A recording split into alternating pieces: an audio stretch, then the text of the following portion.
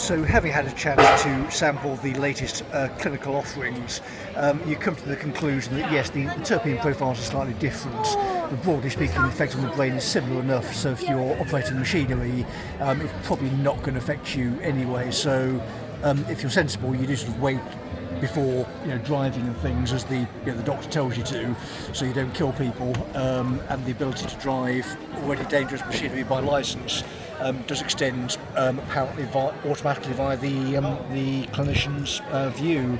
So I'm assuming the regulator is aware of that link. But the current position is we're going into Monday. And this woman still can't fetch solicitors or police. So the current mode then is we go back into the Observer.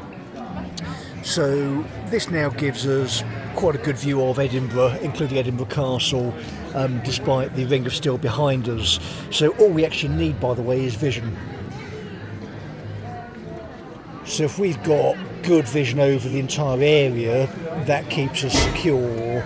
And what we need at the moment is not actually security, so Edinburgh is naturally secure. There's lots of people around, so you can vanish into the crowd fairly easily. It's not exactly a problem.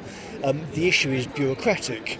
So in a bureaucratic sense, I can happily go and work from effectively anywhere. So we've now got fast internet in central Edinburgh. We can go into St Giles if they want to have a conversation. They come here if they want to have a conversation. But of course they're not going to, are they, because they're all corrupt.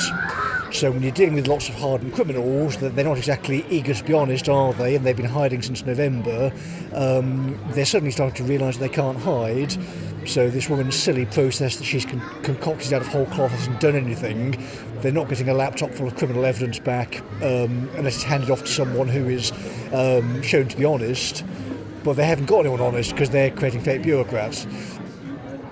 So the last honest man we tried was David, quote-unquote, Dave Fern, who was caught abusing document service rules to try and obstruct the course of justice, and he's now hiding again. So what they're not getting is from last year, when we said we're going full bore into this, we're not stopping, this isn't going away. So if you've been running a public body dangerously and your court staff are saying, sorry, you cannot do that, it is not legally compliant, it is then an error in your mind if you say, okay, well, I don't care, I'm going to carry on, because at some point you're getting arrested, aren't you? You cannot run a city where your court staff are vulnerable to being stabbed to death and doing their job. That's not a legitimate thing that happens in health and safety. So nobody cares what you think is or isn't professional. If you're dealing with violent people, what I say goes. And we're in that kind of area. If people around me who don't belong there, they're being removed. I'm not arguing with them, they're out. So Birmingham can explain why a bureaucrat who's never spoken to me, never spoken to my family, never spoken to McGrath & Co., never spoken to police, is making any kind of decision in that local authority. What authorities does this woman have to do any of this stuff? What authority does Jennifer Southall have to attack people? She's not a clinician, and she admits she's not a clinician, so why is she behaving like one when she wants to and not when it suits?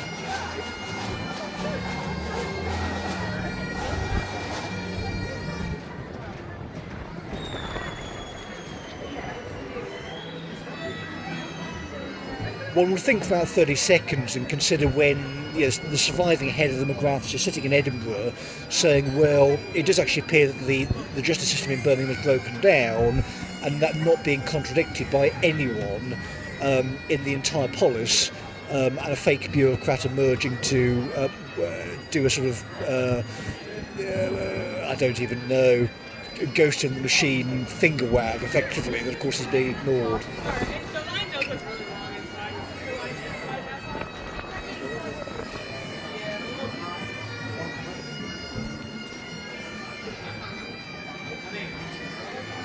I would probably suggest that someone from Sutton Police Station on Monday morning gets in contact. I mean, you can get me basically 24 hours a day now, because we've now got communications architecture set up in Scotland, I'm basically contactable from anywhere 24 hours a day. So we can roam to the coast with the roaming kit. Again, we've got a solid connection in Edinburgh with decent internet to upload stuff, and I've got a fast pipe going into the home address. We've got plenty of money. I only need, I say, water, meat, rent, and council tax, and we're pretty happy. And all we want from these people is honesty, which we can't get. But every day is a new chance for them to be dishonest. It's how the old man made his money. But we don't want money. We're not interested in money. We've got plenty of money. It's about catching these people. So again, since I'm a responsible person, after the date this recording is uploaded into the ether, things may have progressed possibly. But if Deborah Agentieri can hand herself into West Midlands Police bright and early on Monday morning, that will be appreciated, so we can get a proper process between Birmingham and Scotland to send various hardened criminals to jail. I'm not going to go through the legal process in a city where there's a risk of violence and the justice system appears to have broken down, so I'm not a moron. If the polis cannot govern itself, then we are leaving the polis.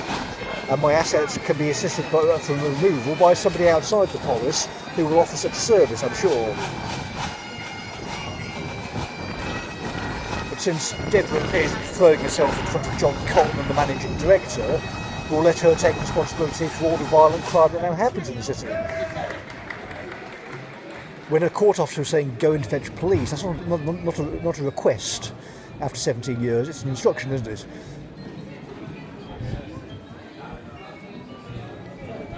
Sorry?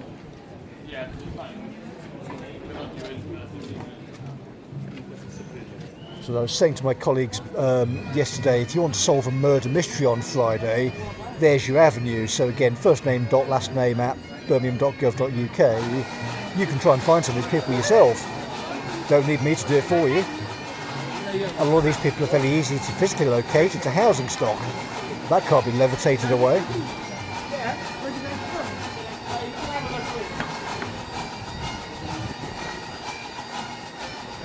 They've made a lot of mistakes since November, and they're probably starting to realise how bad their mistakes are.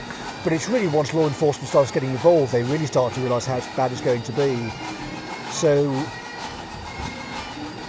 the current incoming head of West Midlands Police can explain the behaviour of his officers, because in a democratic society we don't really sort of do gymnasium theatre performances in lieu of responding to documentary submissions. So if we're raising regulatory concerns that involving John Cotton's managing director and various people along the way have criminal liability, we're doing that via a sensible process. We're not doing theatre performances.